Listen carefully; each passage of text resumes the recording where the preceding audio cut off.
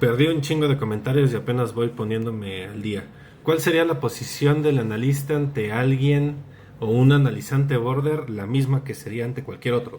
La posición del analista, estar en función de analista. Ahora, claro, la respuesta no se responde así. La respuesta no alcanza.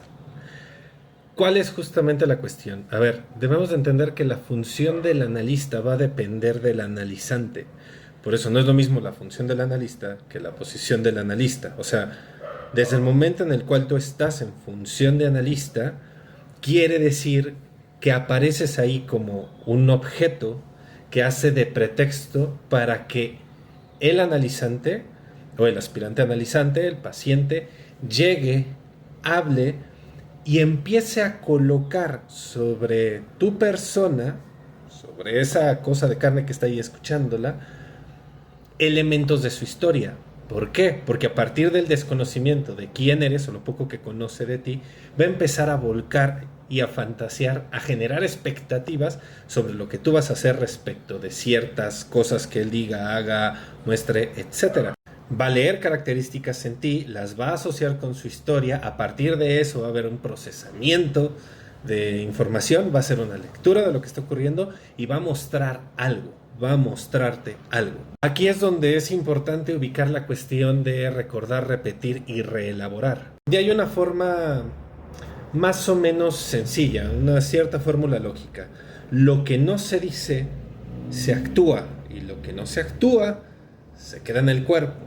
Esto de ninguna manera quiere decir que si no dices las cosas que te molesta te vaya a dar cáncer o sida o algo, güey. No, no es eso, no funciona así. En el momento en el cual se percibe algo en el otro, la primera respuesta va a ser a nivel biológico, vamos a decirlo de esta manera.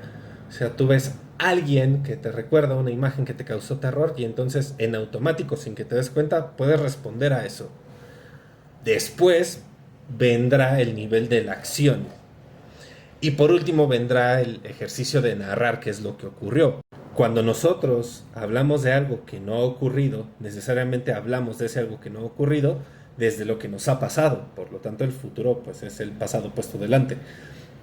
Si quieren que lo explique mejor, colóquenlo en comentarios y hago otro video al respecto. La cuestión es esta. Todas las personas llegan y colocan algo en el analista, esa función se va construyendo conforme el discurso va apareciendo y la interacción entre analizante y analizado va ocurriendo. Por eso el analista está pendiente de eso, va leyendo el discurso, la estrategia, el juego, cómo va apareciendo todos estos elementos. Y a partir de eso tendrá que dar cuenta en qué lugar está siendo colocado por el discurso del analizante, de entrada el de lugar supuesto, el de sujeto supuesto saber. Y pues bueno, puede ser de cualquier otro elemento de su historia, cualquier posición de lo social, de lo actual, etcétera. Algo de lo que está demandando ese individuo. Entonces, dar cuenta de en qué lugar lo está colocando el discurso del analista, cómo están ordenadas las piezas del tablero, cuáles son las reglas de ese juego que el analizante viene a plantear ante el analista, y a partir de saber en qué casilla del tablero está, puede dar cuenta de cuáles son los movimientos viables y los movimientos inviables. ¿Cuál es la posible estructura de este sujeto que viene hablando? Si hablamos de una estructura psicótica, pues estamos ante algo del delirio. Si hablamos de una estructura neurótica, pues tal vez estemos ante algo de la ley. Si hablamos de una estructura borderline, entonces tenemos otro problema. ¿De dónde viene la idea de lo borderline de los poscleinianos? Viene desde Kemberg, desde... Ay, no es Mahler, se me fue cómo se llamaba este otro vato. Y entonces, por un lado, les dicen pacientes especialmente difíciles. ¿Por qué? Porque por un lado, no terminan de caer del todo en la neurosis, según como ellos dicen, y por otro lado, no terminan de ser psicóticos. Ahora, ¿por qué dicen que son border? Porque desde la lectura poscleiniana hay mecanismos de defensa que son neuróticos y mecanismos de defensa que son psicóticos. Hay muchas críticas al respecto.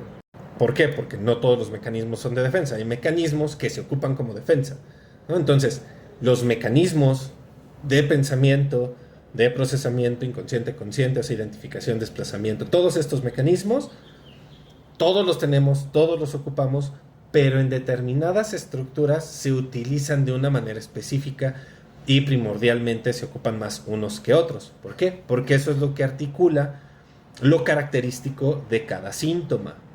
Habiendo dicho esto, creen que los neuróticos no tienen mecanismos psicóticos, que habría que corregirlos bastantito, y que los psicóticos pues suelen no tener mecanismos neuróticos. Por esta cuestión de que, bueno, el psicótico no reprime, pero el neurótico sí, y pues bueno, ahí caeríamos en una discusión un poco más teórica. Entonces, el borderline sería aquel que en tanto estructura cae en la línea de la definición, en ese entre líneas, borderline, en el borde de la línea, entre la psicosis y la neurosis. Si lo pensamos lacanianamente, no hay borderline, hay psicótico no desatado. O sea, hay una psicosis que debido a un anudamiento específico de los registros puede funcionar en el mundo a partir de ciertas cosas que lo vinculan y lo relacionan.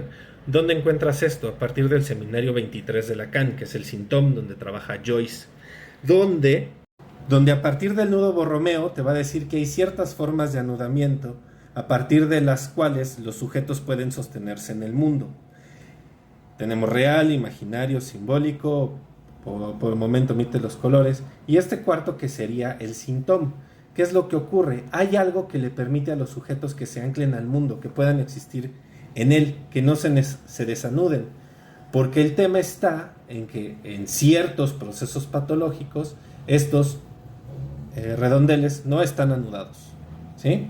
Como un neurótico está anudado, pues puede trabajar con estos tres de manera borromea. Sé que esto es muy teórico, pero bueno, lo transmito desde ahí. El punto es que hay ciertas cosas que permiten que el delirio no brote.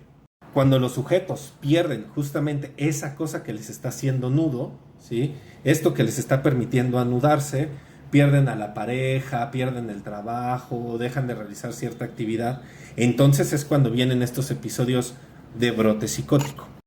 Esto ya indica qué hacer con la dirección de la cura. Si el sujeto está sostenido por su escritura, no le vas a quitar la escritura. Es estúpido. No lo vas a hacer, güey.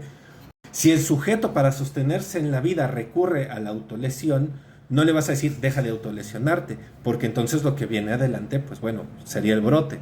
Más bien tienes que empezar a hacer movimientos sucesivos que vayan llevando a la sustitución de ese nudo por otro que le permita sostenerse ante la vida, pero sin hacerse tanto daño, sin que le salga tan caro.